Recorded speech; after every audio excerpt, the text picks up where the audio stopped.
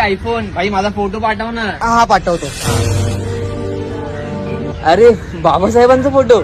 अच्छा हा आंबेडकर जयंती ते म्हणून ना. अरे भाई आंबेडकर हे जयंती पुरते मर्यादित नाहीयेत, ते वर्षाचे 365 दिवस आमच्या मनात आहेत. कारण खातो तो घास आणि घेतो तो श्वास फक्त त्यांच्यामुळे. एवढं काय केलं त्यांनी. अरे एक बाळ जन्माला आल्यापासून ते त्याच्या मृत्यूपर्यंत सगळे अधिकार हे बाबासाहेबांनी दिले.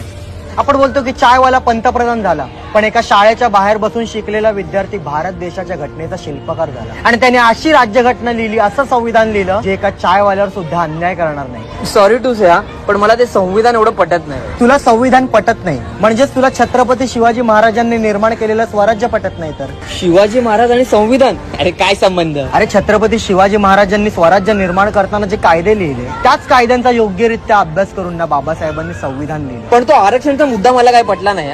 हे काय अर्ध्यांना आरक्षण नाही अर्ध्यांना नाही. एका आईला समज 2 मुलं आहेत आणि त्यातील एक मूल अपंग आहे, तर ती आई कोणावर जास्त लक्ष देणार?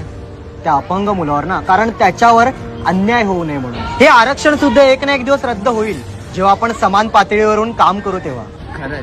तुला माहिती आम्ही त्यांना बाबा का म्हणतो? कारण स्वतःला जाळून त्याच्या काजळीतून मुलांना शिकवण्याचं काम ना फक्त एक बापच करू शकतो. भीमराया